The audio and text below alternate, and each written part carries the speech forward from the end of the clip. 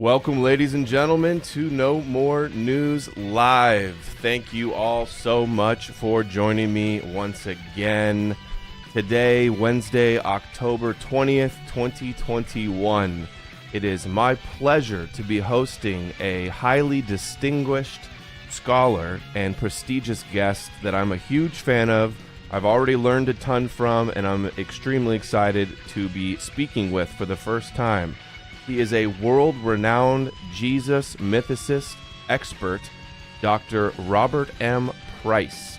Dr. Price is a former Baptist pastor with a PhD in theological studies of the New Testament. He is the author of dozens of books, some of the top sellers, Deconstructing Jesus and the Incredible Shrinking Son of Man. He is also the host of the Bible Geek and the Human Bible podcast. He is the founder and editor of the Journal of Higher Criticism, and he is a fellow of the Jesus Seminar. Thank you for taking the time to speak with us today, Dr. Price. Oh, it's always a pleasure and an honor to be invited. Yes, I have watched so many of your videos on Myth Vision. I have even taken clips and incorporated them in some of my videos using you as the source. You are possibly the undisputed, for decades you've been exposing the Jesus myth, which really is one of the biggest delusions in the last 2,000 years. I just wanted to start off by asking you, if you were to meet somebody that's never heard of Jesus mythicism and you had an elevator pitch, maybe 2 minutes, because that's the cutoff for Twitter, where in your view, in your research, did the Jesus myth come from? Well, I think that partly it comes from the ancient sacred king mythology of the ancient Middle East that was held in common by Babylon, various Canaanite kingdoms, and others. And the idea was that the reigning king was the vicar of God on earth, his representative, and in a sense, his incarnation, and that every year he was symbolically, ritually slain and resurrected, really in a kind of a ritual dance thing, reenacting it, and that it covered his humiliation at the hands of the high priest, symbolizing his death, which goes back to the myth of the king, of the young warrior god becoming king of the gods by fighting the chaos dragons, getting killed and rising from the dead, and then being seated at the right hand of the king of the gods as the new king. And so right there you have the basics of Christology. When people say, well, no, Jesus didn't fit the messianic job description, well, yeah, not as it had been redefined in official Judaism, but the Christ myth, I think, grows out of that much older, common to the Middle East, sacred king mythology. That doesn't mean there was a Jesus who thought that he was that. I mean, it's possible. I don't make it a dogma to say, oh, we know there was no Jesus. We don't know that, short of getting into a time machine, which nobody has.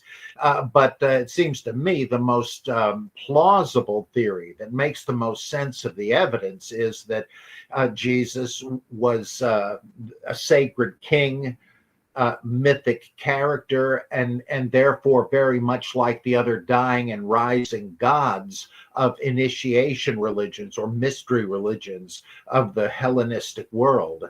And eventually he was historicized. That is, some people tried to say, well, he must have actually existed, maybe not with all the technicolor, Herodotus did this with Hercules. He figured Hercules must have been a real person, but maybe he was just a great warrior, or as I like to say, Apollo. Well, there was really an Apollo, but maybe he ran a famous tanning salon or something. And so it was a desperate attempt to hang on to something when you knew that on the surface it couldn't be literally true, but it was simply a hypothesis to say, yeah, there must have been such a character.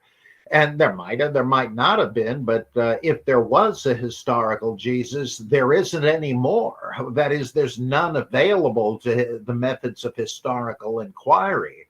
And it's easy to see why Christians would have eventually said, yeah, there was a historical founder named Jesus, because early Christianity included several warring sects. And this seems to have been an attempt to say, hey, we got the goods. You guys are having revelations from who knows where. Maybe it was like Scrooge. He thinks he's seeing Marley, but really it's indigestion, hallucination.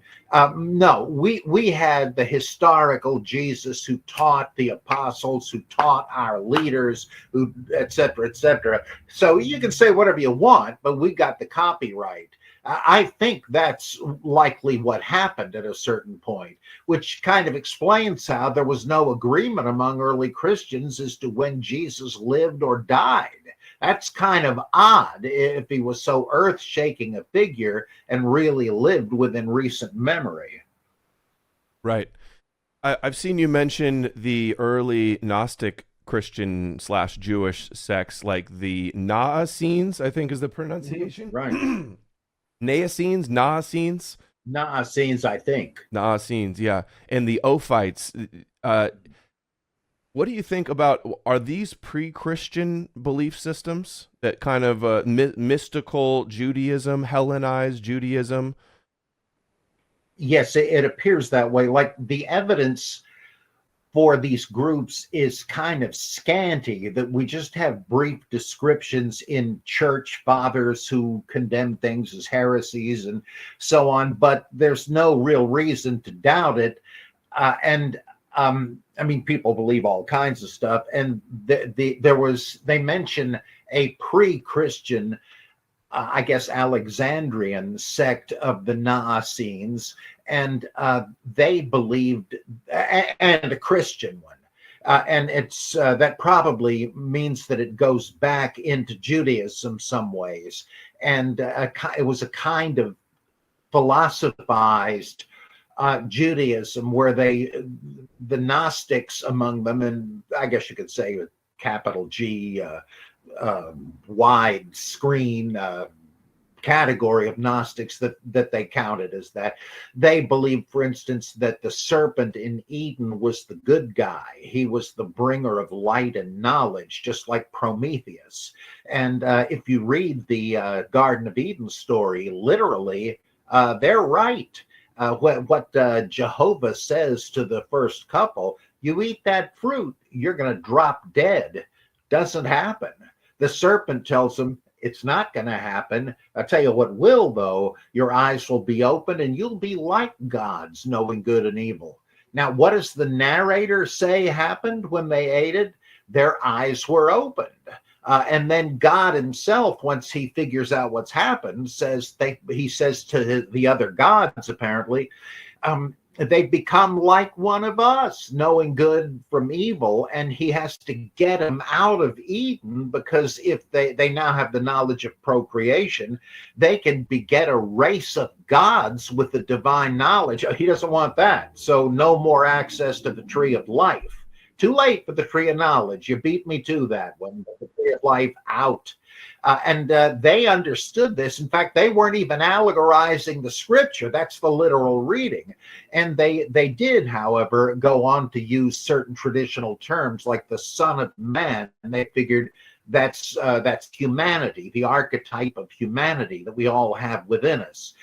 But it is dead in that it's buried in the tomb of the body, like Socrates said, soma, sema, the body, the prison house of the soul. And resurrection was being, I guess, baptized or something, and awakening to one's divine nature. And this is a form of Gnosticism, and they figured Jesus was the representative of the serpent. And then you think of the Gospel of John. As Moses lifted up the snake in the wilderness, so will the Son of Man be lifted up, and whoever looks at him will be saved, etc. So yeah, it looks like that their attempt to take Genesis literally, but some of the rest of it figuratively, could easily have been a major source of the basic Christology. And various Gnostics had their own systems, but they all boil down to the idea that Jesus was somehow like Morpheus in the Matrix movies. He had come from another realm to alert those who possess the divine spark to the fact that they did, and to show them how to stop being reincarnated in this vale of tears, but rather upon one's death to ascend into the pleroma, the divine fullness where the real God dwelt. So yeah, the Naassenes were I think pretty important. And one last thing before I shut up on this, there's this odd thing in 1 Corinthians 12 where he says, now you ought to know that nobody under the influence of the Spirit can say Jesus be damned, just like no one can say Jesus is Lord except by inspiration of the Spirit. Well, now, whoa, hold on. What kind of loony bin are you talking about? A church where people would say Jesus be damned? Well, Origen tells us that was the Ophites or the Naassenes, because they were trying to say, the human Jesus we're not so interested in. It was the Christ spirit. And so to make that point, they would actually ritually curse Jesus. Man, that is really weird, but that shows you how diverse early Christianities could be from one another. Yeah, I just saw that was one of my questions. Is they were saying it was like in the 2nd century they were saying that Gnostic groups were cursing Jesus, and I find it interesting that what it seems like the original Christian sects, they were serpent worshippers. They believed in the demiurge was the evil creator god, and that Satan was the light and actually bringing the knowledge and the gnosis. So Christianity actually started from serpent worship. Well, at least that kind did, and the serpent worship goes way back into Old Testament times, because it mentions in 2 Kings, I think, how the Jerusalem temple had chapels for all sorts of subordinate deities, and one of them was Nehushtan, which means the serpent. The same thing as Leviathan, which also means serpent. And there were this divine serpent had his own cult, and incense was offered to it. So I think that, yeah, that grew into the Christian Naassenes over many centuries. And I've seen you speak about how there's correlations between early Gnostic beliefs and like modern day Kabbalah and Jewish mysticism, right? Like the divine sparks and what else is the similarities that I'm forgetting it. But the point was I wanted to mention, what are the other similarities between the Gnostics and the and Kabbalah and Jewish mysticism? Well, especially with the system of Isaac Luria, a Galilean Hasid in the 16th century. He came up with something remarkably similar to the Gnostic system of Basilides back in the 2nd century. Now, did he somehow know about it? I mean, you know, these ancient sources have trickled down to us. Maybe they were available to them, or maybe he just reinvented the wheel, thinking about the same questions and coming up with the same answers. But he had the notion that God was all there was, and in order to make room ontologically for a creation, he had to withdraw into himself. Obviously, it's kind of a picture language. Yeah. And when he did, the void that was left in which the world was made was also God, because God really can't withdraw and leave space. I mean, he sort of did, but not really. What was left was God. And the fact that it was the void made it the source of evil. Hmm. And that was a way of getting God off the hook, in a sense. He didn't create evil exactly, but it's part of him. It's the dark side of God. And one of the first things that God created was the heavenly Adam, the Adam Kadmon, who was a vast universe filling humanoid form made of light.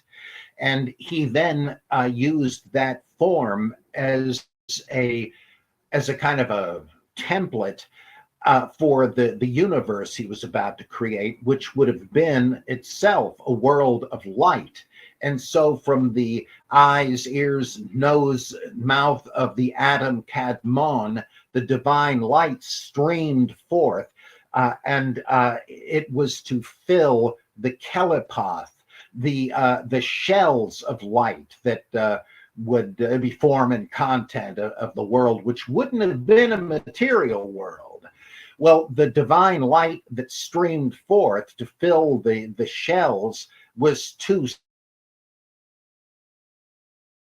Uh-oh. You're frozen. I don't know if you can hear me, but you froze.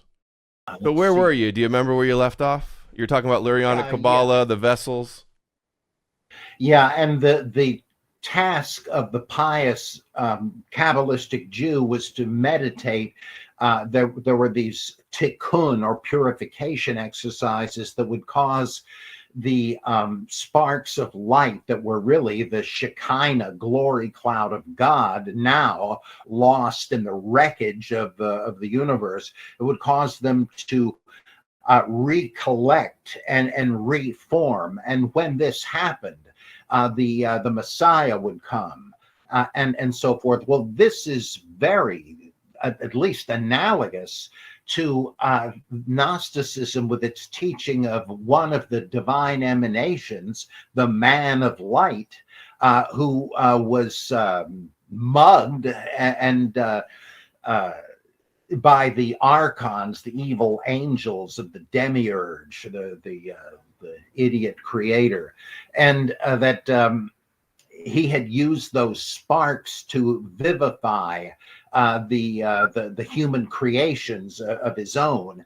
which is how we have people stuck in this world with a divine element that they don't know about. But but then the Father sends the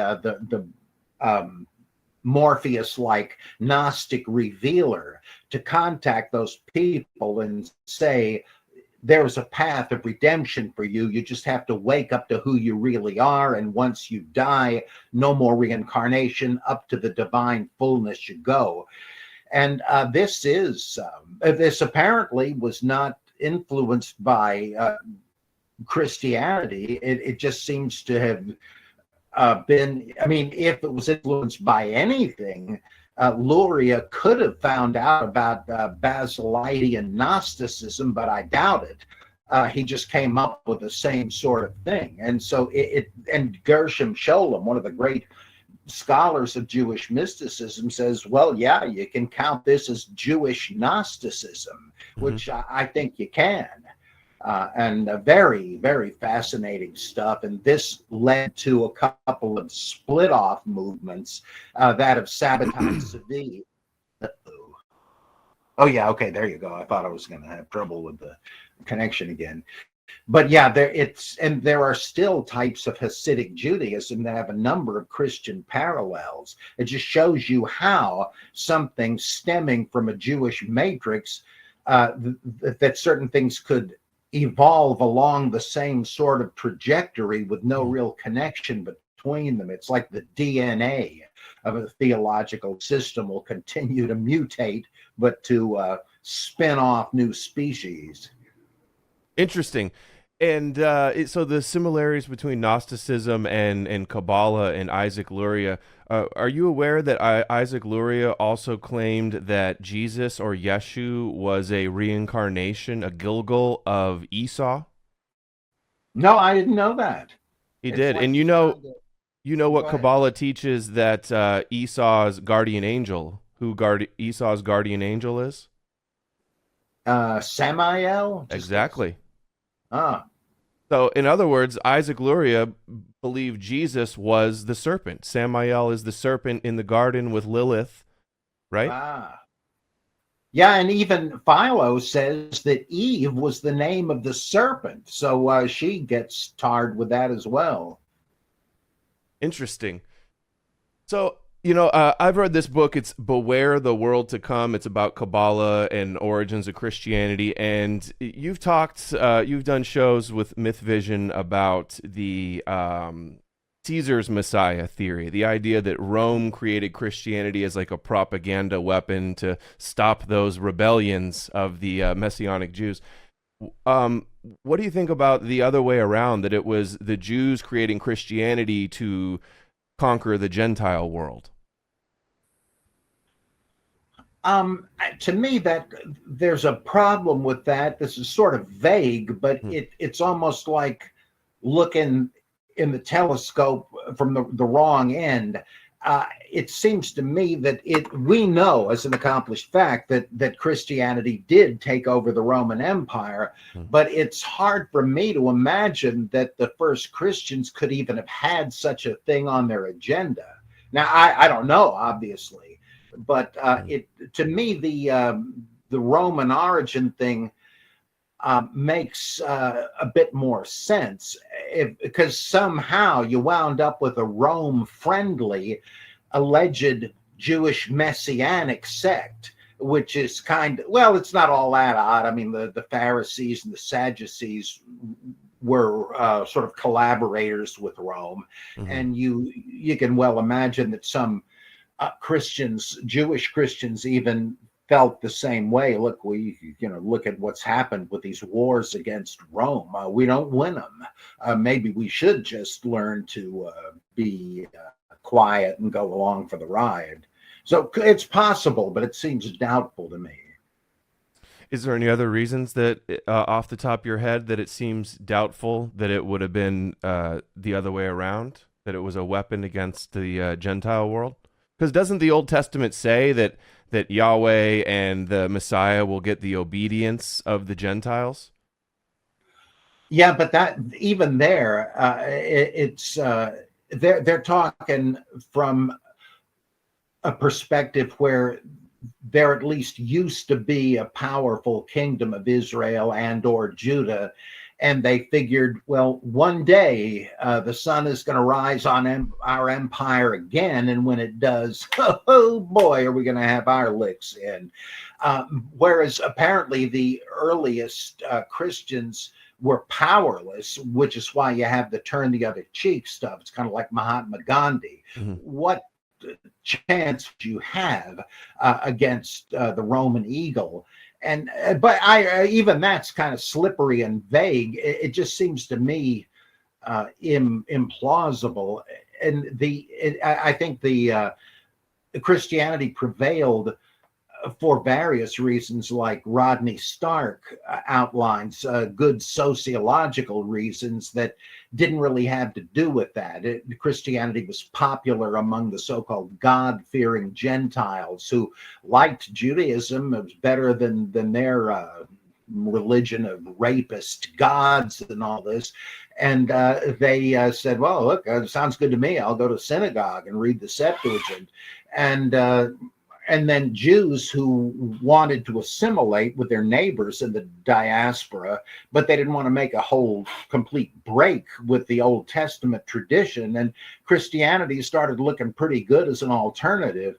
And it seems to have grown naturally. In fact, Stark compares it to what we know about the growth rates and circumstances of Mormonism and the Unification Church. That there's nothing really radically revolutionary, much less miraculous, about the growth rate of early Christianity. And there were just reasons that made it more popular to people and more upstanding. They were against infanticide and so on. And so it seems to me it's an unnecessary hypothesis, but I don't know. I wasn't there. Right. I'm curious, just to change gears. How did you go from being a Baptist pastor to the world's leading mythicist? What was that process like? Well, actually, by the time I was ordained to the ministry and became the pastor of a church, I was already on the fringe. I had for years up to that point already been pretty much immersed in Bultmann and Paul Tillich and people like that, so that I didn't really believe in the supernatural. I thought perhaps there was some sort of ground of being, etc., but I wasn't a personalistic theist. You call yourself a And Christian atheist now. Do you still use that yeah, term? yeah, because the God that traditional Christianity, Judaism, etc., proclaims is dead in the Nietzschean sense. It just it's incredible. It's irrelevant. It doesn't answer questions, but only makes them worse. And it strangles the creative freedom of humanity. And yet, the Jesus story can be read, as Dostoevsky did, as a gospel, like Thomas Altizer said, a gospel of Christian atheism. And I that appeals to me poetically, but also in terms of philosophically. I don't know that there is a real supernatural realm of idealistic metaphysics, invisible realities. But there are certain things about certain kinds of Christianity that I admire and would sign my name to. But like, I don't really fit in with the usual secular atheists, even though I agree with them on an awful lot of things. But I can't really bring myself to go to church anymore, because I kind of look at that as the way the Gnostics did. It's kind of a delusion for the people that can't advance to the real truth of the matter. And I was already going in this way and had gotten into deconstruction, Jacques Derrida, and so forth. By the time about 6 years into my pastorate, I tried to get re-credentialed as a Unitarian Universalist, but the more I learned about them, the more disgusted I was. So I just had a little house church gathering that we didn't exactly call a church. So I had been a fundamentalist as a teenager, but that was long in the past. And my congregation was very unusual, very eclectic, and I didn't even know what most of them believed, if anything, but they had religious backgrounds at least, and were on a search as well. And so we did interesting things like study groups on the Gospel of Thomas, and religious experience through film series and such. And so I was never a standard Baptist. I had been as a kid when I was a member of a Baptist church, but as a pastor, I was fortunate to have for a while an amenable, very unusual congregation. Okay, that makes a little bit more sense then. Not such a drastic story. And you mentioned dead Jesus. Jesus is dead. That's the title of one of your books, right? Jesus is Right. dead. Yeah. Yes. What book are you working on right now, or what's your most recent release? The one that's come out most recently, just a month or so ago, was Judaizing Jesus, Mhm. which shows how the Jesus character is now said by even critical scholars to have been pretty much an ordinary Second Temple Jewish rabbi. And I'm trying to expose that as a bunch of ecumenically motivated text twisting, and to show that there are very different alternative views of who Jesus was.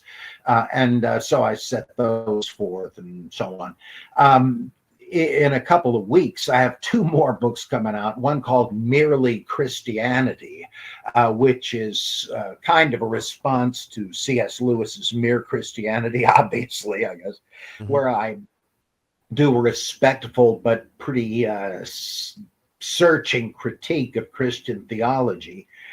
Then another one called When Gospels Collide, where I try to show that the fundamentalist fear of finding contradictions or mistakes in the Bible is really a straitjacket for understanding the Bible. And it's ironic that those who consider themselves the champions of the Bible are actually hindering the understanding of it.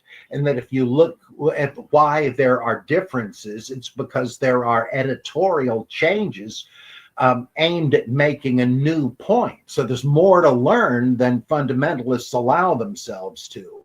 Mm-hmm.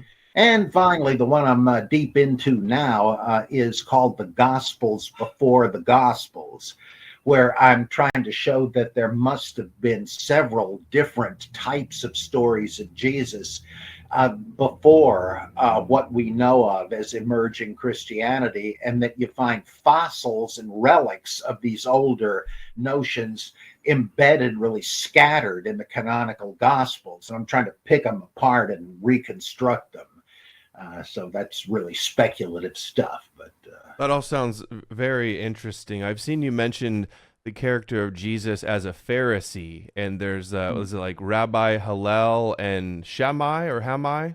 Yeah, that's right, Shammai. So Judaizing Jesus, that seems interesting.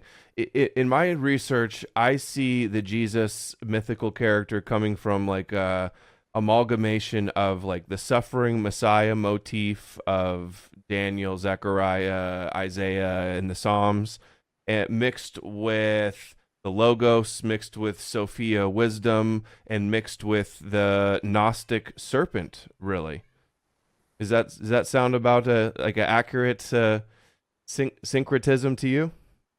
Well, yeah. The only hesitation I'd have is that the way most critical scholars look at it is that something like Isaiah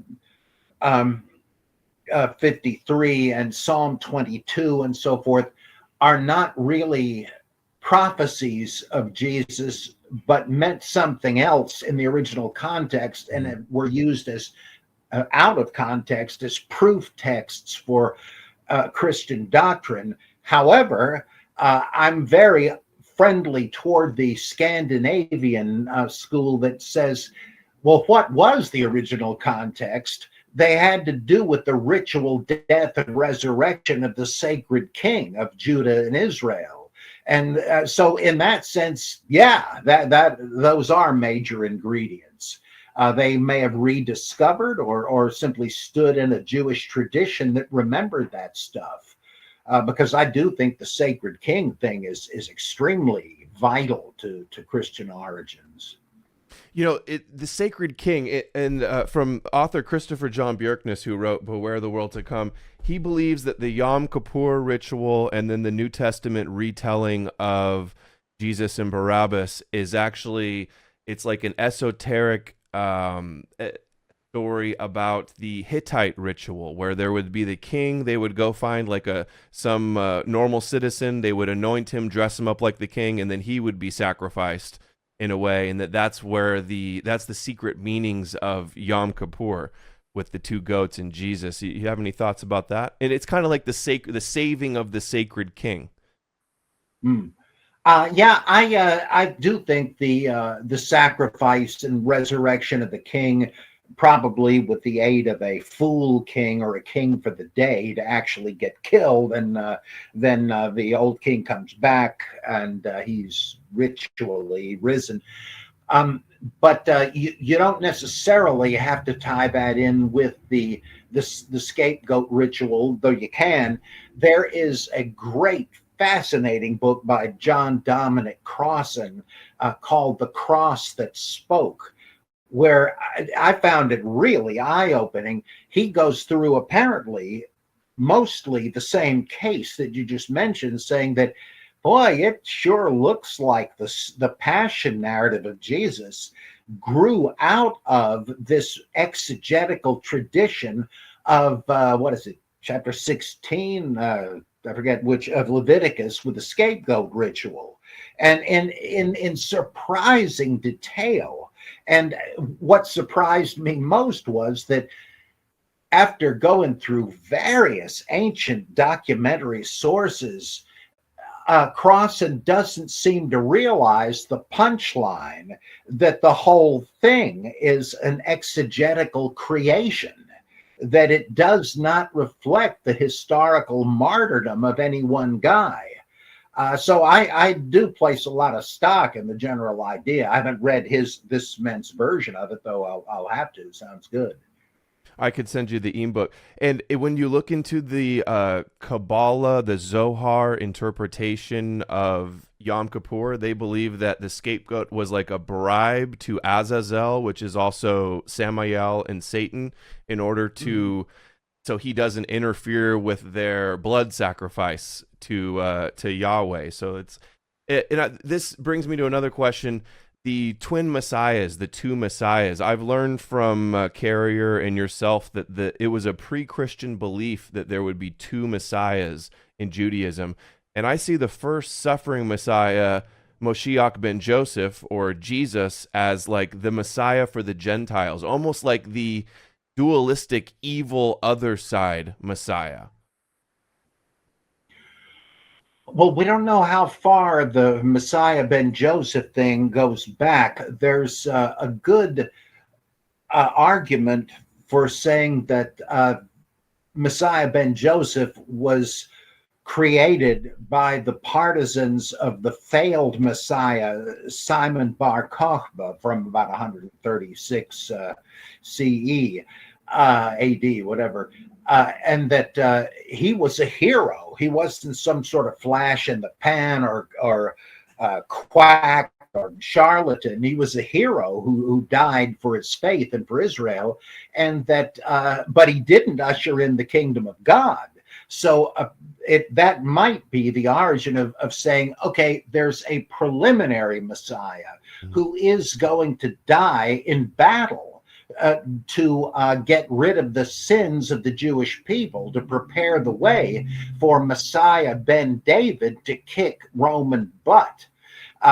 Could be, but we don't really know. But at least the idea of two messiahs is certainly older than that. But instead of a Davidic one from the south and a Josephian one from the north, they tended to think in terms of, like in the Dead Sea Scrolls, the Messiah son of David and the Messiah son of Aaron, a royal Messiah and a priestly Messiah.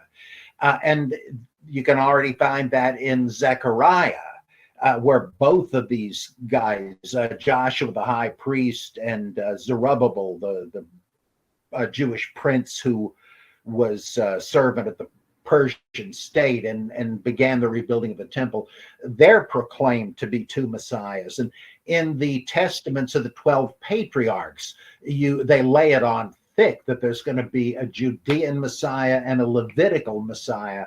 And my guess is somehow that comes out of the politics of intertestamental Judaism, when they no longer had one of their own kings, but the high priest filled the vacuum. But there were all these prophecies about having a new king again, and the current guys that were kings for about a century, the Hasmoneans, they were Levites, not the Davidic rulers. So it might have been this two-headed Messiah thing might have been a theological arrangement of the political reality. Wait a minute, who's going to rule when we win? Is it going to be the high priest or the king? Yeah, both of them. And it makes too much sense to me that way, but nobody really knows. What about the Abraxas Gnostic character that had the twin serpents for the legs? I get mixed up with what Jung said about it. He sort of understood that to be like a borrowing from Neoplatonism, that Abraxas was the sort of the two-headed or two-faced being that was the first emanation from the one. And that like the Adam Kadmon, the Logos creator, Phanes Protagonist character. Oh, well, there's the universal, the cosmic atom again. Yet more overlap between the Kabbalah and Gnosticism. Mhm. I have a little statue of Eon, the lion-headed god with a snake wrapped around him. That was part of The part two. demiurge, the Yeah. craftsman character. Yes, I think so. Yeah. That's cool. Yeah, I like all your decorations there. You've probably know more about myths than you've forgotten more about myths than I've ever learned, and you know more about Christianity than you've forgotten more about Christianity than the average Christian knows. Another point, I saw you say in another show that the Dead Sea Scrolls talk about. You think that they're alluding to Paul going to the Gentiles, and it calls them the Ephraimites, and Ephraim is the son of Joseph. So that they're calling Christian Messiah son of Joseph followers in a way is kind of how I read into that. Well, that could be because I tend to identify uh, Paul as represented as the spouter of lies Mm-hmm. in the Dead Sea Scrolls, uh, with Simon Magus, who would have been a Samaritan, and that kind of fits with Ephraim also. And in the scrolls, they speak of the simple ones of Ephraim, who were led astray by the spouter of lies, uh, who rebelled against the Torah in the midst of the covenant community. That sounds a lot like the dispute between Cephas and Paul in Galatians, and like the dispute between Dositheus and Simon Magus after the death of John the Baptist, as we read about in the Pseudo-Clementine works. And so that all fits together. You've got a northern, possibly dubiously Jewish sect leader, or a convert to Judaism who just couldn't hack it, as the Ebionites thought of Paul. Mm-hmm. I deal with this. I kind of outline a theory about this at the end of Judaizing Jesus. And so, yeah, I'm a big fan of Eisenman and his work on the Dead Sea Scrolls and Paul. If it isn't about Paul, there must have been another guy who was his twin, Mm-hmm. it seems to me. So I want to ask you about Philo of Alexandria, the Hellenizing Jew. He was a contemporary of Paul. Do you think Paul copied Philo? Do you think Philo copied from these Gnostic sects? And another question: do you think the Nazarenes have anything to do with the Essenes because they have such a similar name? If the Dead Sea Scrolls come from the Essenes, I would doubt it. They do have some interesting links with Gnosticism, for sure. Bultmann said that the Dead Sea Scrolls sect must have been Jewish Gnosticism. This was even before he must have known about the Nag Hammadi texts. But I do think that Philo was breathing the same philosophical theological air as the Alexandrian Essenes, and we know that he argued against a group of philosophical Hellenistic Jews in Alexandria who went farther than he did and said, well, yeah, it's true. The laws are all allegorical. God doesn't really care whether you eat mice or bats, or this one's clean, that one's unclean. This is symbolic. And once you know that, you don't have to keep the laws anymore. And that was sort of like Ismailis in Islam. But Philo said, now hold on. Now that we know what the laws are really about, that's all the more reason to obey them. But what he's arguing against sounds kind of like Paulinism. And this gets into a huge mess too, because I tend to go along with the Dutch radical critics who said that Paul didn't write any of the letters. He was a famous person in the history of Christianity, but just as Peter was too, and people wrote all kinds of nonsense and stuck his name on it.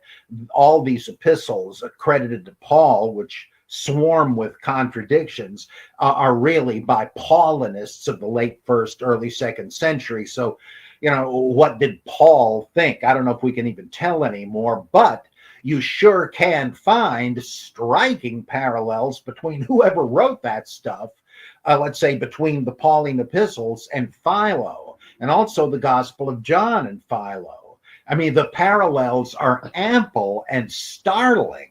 And yeah, I guess you could say maybe they came up with it independently, but I don't know. I mean, especially if you want to take a standard Christian view and say, oh, what Paul and John said was revealed by God. They didn't have to borrow it from anybody. Hmm. Yeah, yeah, right. Yeah. Um, and they must, I mean, it's common to others who didn't claim they were getting it from Revelation. So it seems to me they might well have known about Philo and said, hey, sounds good to me, because it wasn't that alien from Hellenistic Jewish thought anyway. You know, Philo like refers to the Logos as the heavenly Adam, the Son of God, the heavenly High Priest, and so on and so on. Sounds like somebody we know. Yeah, also Yeshua, Joshua, the high Yeah, priest. It right. it does sound like Bingo. it. I find it interesting that Philo of Alexandria, he's in this really powerful Jewish family, right? Where Mhm. isn't it? I saw in the Caesar's Messiah documentary that Atwill claims that Vespasian and Titus were funded by the Alexandrian Jews. I forget. I've read it too. That sounds right, though. And And it's interesting also that, with Titus, Tiberius, the Alexandrian Jew related to Philo, helped right. destroy the temple. And we have like anti-temple Christians that want to, like, did they look at Daniel 9 and say, we have to create a fake suffering Messiah and then destroy the temple and go into exile to fulfill prophecies? Like, that's kind of the way I see it going down. Well, I doubt if any ancient Jews viewed the thing about the Messiah, the anointed one, being cut off. That Uh-huh. seems to refer, like, there's this whole network of references in Daniel to the events of the period of the Hasmoneans and Antiochus Epiphanes and all that. And in that context, it fits perfectly if they're talking about the martyred high priest, therefore an anointed one, Onias the Third. And so I tend to think that's probably what they thought and correctly understood. There are a couple of passages that Richard thinks might have been fuel for the fire of Christian doctrine, that it just because it could be read that way. And like, if early Christians could see the Messiah being compatible with the sufferings of Isaiah 53, well, maybe some pre Christian Jews did too. Well, that's possible, but you'd really need more evidence that somebody did. There's And wisdom I of Solomon too that says that they would be blinded. It's very similar, almost like this was the plan to have a suffering Messiah character that they supposedly rejected and were blinded to. And Maimonides, 12th century top rabbi, he believes that Christianity is preparing the world for the Messianic age too. And I just see with the spread of Christianity, it essentially Judaized the world. It spread the Torah all over the world, the concept of the Jews, looking to the Jews towards for salvation and that they're God's chosen people. The Christians helped through persecution and through believing that they're chosen, helped the restoration of the state of Israel. So I see Yeah, it as that's a certainly. right. Yeah, I think that's certainly the case. The Balfour Declaration and all that. Mhm. The Victorian evangelicals had kind of set stuff like that in motion. It Right. didn't happen out of nowhere. Like, Hmm. one miracle, it fell out of the sky. So that's true. Just like today, you have people donating to rebuild the Jerusalem temple. They figured, well, God's going to do what He's going to do when He's going to do it, but maybe He's waiting for us to show some initiative, and so let's speed the thing along. So I'm sure that's what some of the Victorian Hmm. British Christians were thinking too. Do you think you've been doing this for decades now? Do you think that there's, like, I'm not going to say a conspiracy against to keep the Jesus character alive, but do you think there's some kind of systemic kind of what's the word? A systemic force that is keeping this buried? Like, I've seen you're in the documentary. Is it called The God That Wasn't There? You're in a documentary Yeah. about Jesus that was out a while ago. But besides that, like, where are I don't see you getting invited in on CNN and mainstream media. Is there a conspiracy to keep the truth about Jesus hidden? In one sense, yeah, like Bart Ehrman, for instance, who's a fine guy and a friend of mine, he always preface any kind of criticism with that just so it doesn't get Yeah. blown You up. have a debate with him where it's almost a million views. Yeah, and I I'm not too thrilled with that and with the reactions to it. People say, well, you should have said this. And I said, well, I did. Don't you remember? And so on. But Mhm. yeah, he actually says in his book, Did Jesus Exist? That in the academic guild, people like him would see to it that no mythicist could ever get a faculty position Mhm. because it's crazy, and I think it is anything but crazy. And it was only a couple of decades ago that people said that about Old Testament minimalism.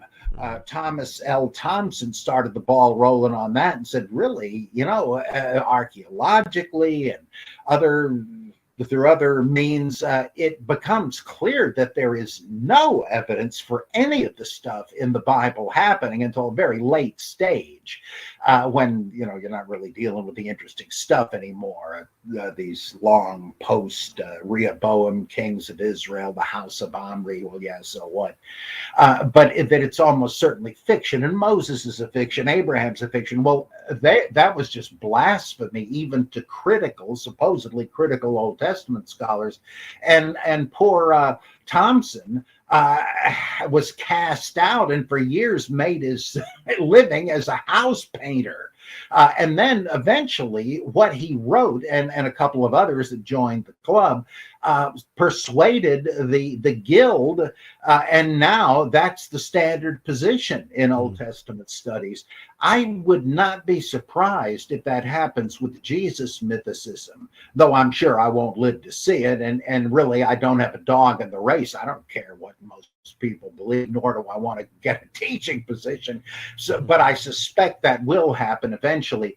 And so there is a kind of a conspiracy, but I think it's because the people that control the uh, the academic mainstream just cannot think outside the traditional box. Now, even if they're atheists, like Bart, for instance, and a number of other ones, they still seem to me to be captive to the basic framework of Orthodox Christianity. They Mhm. may rationalize everything, but the idea that Jesus was a myth, oh no, they just can't handle that. And these, of course, are the people that networks go to, like Peter Jennings and other people that did various Jesus documentaries. They would go to people like this, best-selling authors, people who had high positions in seminary faculties and all that. And you can understand why. I mean, they didn't know any better.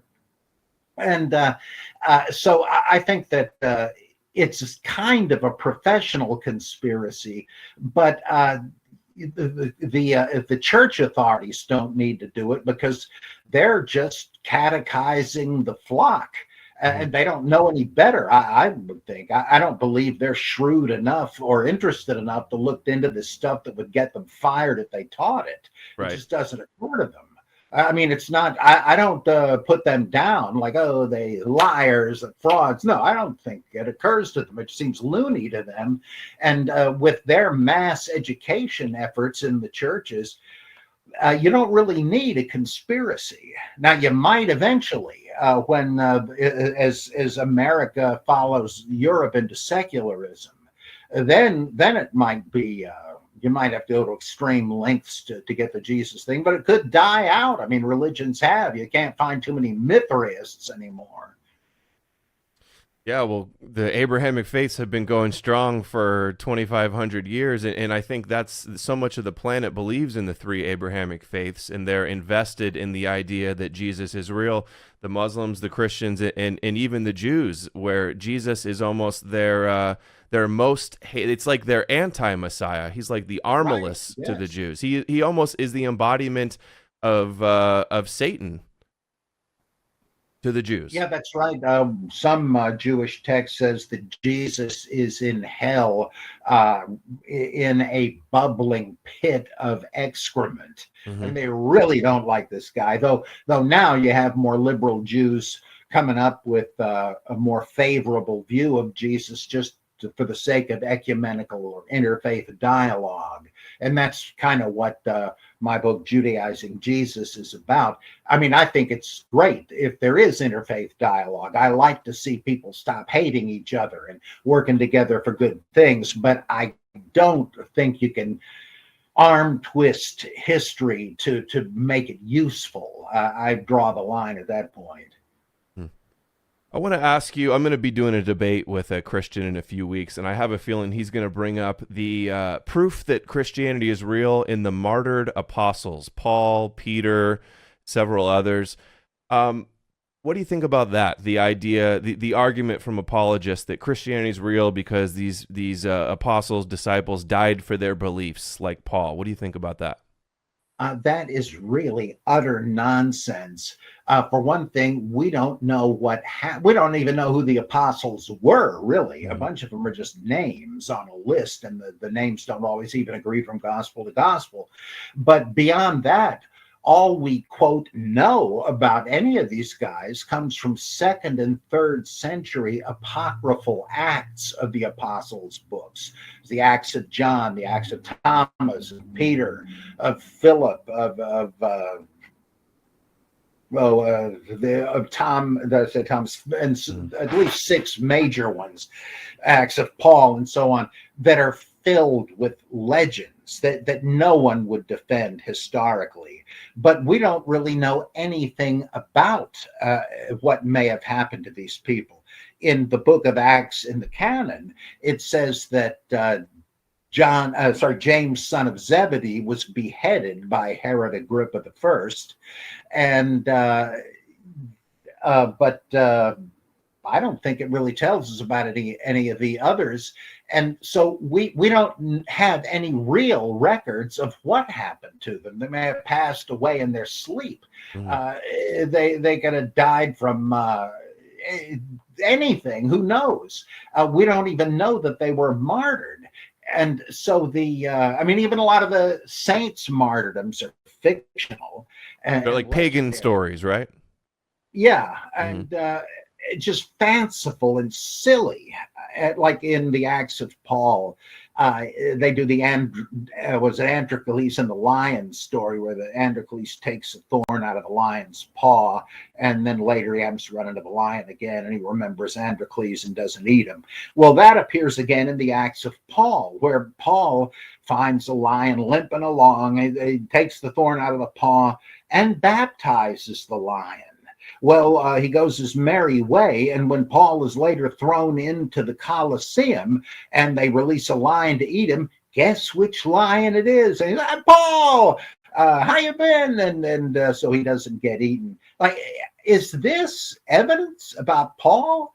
And when it gets to his supposed martyrdom, Nero has his head chopped off, and they drag the corpse out, but then back into the throne room comes Paul with his head back on and said, okay, Nero, you're next. And then he leaves and he disappears, and his disciples go to mourn at his tomb and find incandescent light around the opening of the tomb and see Paul ascend into heaven. Did that happen? Do Christians even know that some believe that? There's just no evidence for that. And besides, this, even if we knew they all were horribly martyred and were courageous, that doesn't mean they were right. It would just mean they were sincere, that they believed it. Well, nobody would doubt that. If it was some sort of a con game and they said, we're sick of you preaching about Jesus and ripping people off, to the lines with, oh, well, I guess maybe things have gone a little too far. Of course, it's not that. But even if they were martyred for a sincere belief in the resurrection of Jesus, that doesn't mean they were right. Plus, that might not have been the thing that they were killed for if they were killed. We get the impression from the letter of Pliny around 117, I think it is, AD, he says that they were executing Christians simply because they were Christians. They didn't give them a theology test, and if they got an F, they were killed. It's all whole, this argument. It's amazing to me that they don't understand the implications of it and still use this. They're the worst refutation of their own belief. All right, last question, and I'll let you go, and I appreciate your time. We hear about Jesus of Nazareth. What is going on with Nazareth? Did it exist? What are the Nazarenes, and what do people need to know about that? There is a big debate. The mainstream, even of critical scholars, say, oh, yeah, Jesus was from the village of Nazareth.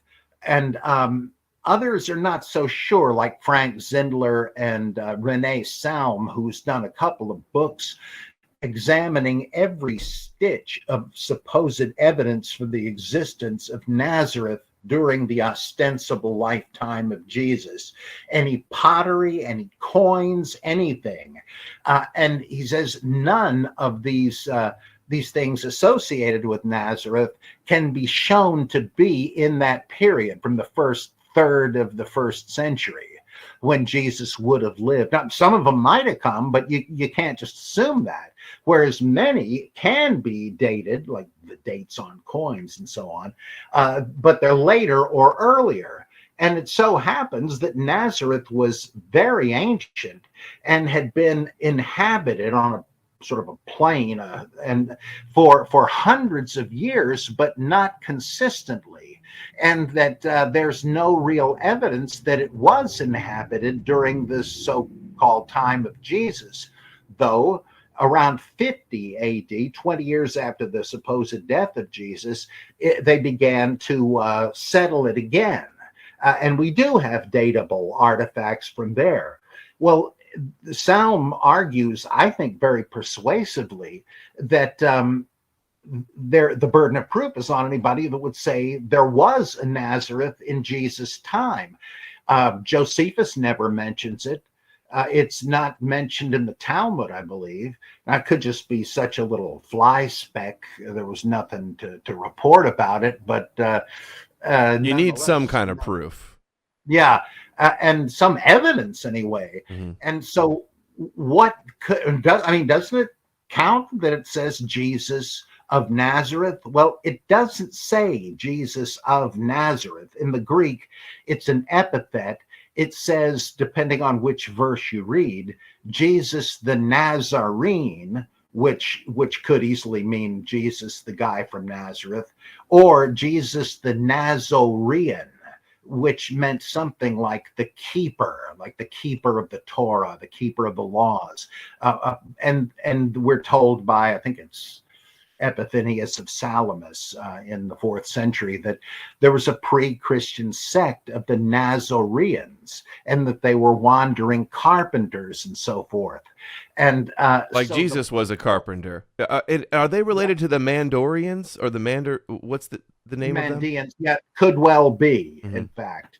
Because their own name for themselves is the Nazoreans, though in transliteration they scholars tend to substitute an S for the Z, but it's the same name. And the point would have been that Jesus was a Nazorean, a member of that sect, as if to say Jesus the Essene or something. Like there was a guy in the Dead Sea Scrolls, John the Essene. It would be like that. Or Simon the Zealot, if Simon was part of the Zealot party. Well, a common theory among scholars is that originally he was just called Jesus the Nazorean, and there are other possible meanings for that, but the most common was the Nazorean. But people found it unbecoming to make Jesus the member of a sect because of that thing I mentioned before. Jesus didn't have to learn anything from anybody. He already knew it because he's the Son of God. So they didn't want to just cut off what the tradition said, Jesus the Nazarene, And by the time the Gospels were written, I mean, easily by that time, Nazareth was an inhabited town. And the Gospel writers thought, Jesus the Nazarene, I guess that means he was from Nazareth. And just an honest mistake, because there was a Nazareth when they were writing and they wouldn't have known the difference. So it's very likely that there was no Nazareth at the time, and that Jesus the Nazarene or Nazarene meant Jesus the member of this sect. It's funny, like the fulfillment of prophecy where the Messiah has to come from. Some believe it's Bethlehem. Some say he's from Galilee, that he had to come from out of Egypt. And then we have Nazareth as well. It's just so much uncertainty there. You know, I just thought of one other thing I wanted to mention earlier when I was talking about Jesus and the Naasines and the serpent. Are you aware that I've been reading in Jewish books that the gematria, the numerology of Messiah, equals serpent or equals snake as well? Yeah, I never know what to make of that stuff. It's striking, but it's kind of like the Bible code from a couple of decades back. The results are startling, but it's hard to know whether it really means anything or not. But that's fascinating. Right. Well, when you add it with the brazen serpent, comparing Jesus to the brazen serpent or the fiery serpent, and then the Naasines, and then the modern day Kabbalists believing that Jesus is this kind of other side, Samael, Gentile, darkness character, I think it's a deception against the non-Jewish world. But I appreciate you so much for coming on. You are a legend, Dr. Price. I want to call you Dr. Bob. That's what Derek at MythVision always calls you. I could talk to you. I don't stand by pomposity. I didn't think you did. Dr. Bob, I could talk to you all day. You are a wealth of knowledge, a human encyclopedia. I will continue reading your books and watching your videos, and hopefully have you back on another time and sure, when I have some more questions for you. Oh, you bet. Thanks for inviting me on. All right. I appreciate you coming. I hope he gets some buy his books. What's some of the top books that some titles that you suggest for people that in the audience that see this that might want to pick up? Well, one is The Christ Myth Theory and Its Problems. Another is The Case Against the Case for Christ, which is a refutation of Lee Strobel's. I've read that. It's horrible. Not your book, but Strobel's book. Oh, terrible. Yeah, what a stinker. Yeah. The Amazing Colossal Apostle, subtitled The Quest for the Historical Paul. The ones you mentioned, the Deconstructing Jesus and The Incredible Shrinking Son of Man. Let's see.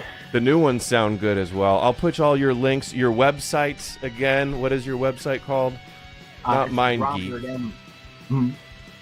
What is it? It's Robert M. Price, no spaces or periods, at Mindvendor with an O-R. Mindvendor.com. And your Apple podcast, The Bible Geek Show. I'll put all these links in the description below for people that want to find those. Dr. Price, I'm going to let you go, end the show. I appreciate you for coming on, and I hope to do it again sometime. And again, I appreciate all your hard work. Thank you. All right. Thank you, everybody. Let us know what you think in the comments below on Odyssey, where you can watch it in HD. This will also be up on BitChute. Let us know what you think. Give us a thumbs up. Check out some of Dr. Price's books, and nomorenews.org for all of my links and to support the channel. And I will see you guys all again very soon. Take care.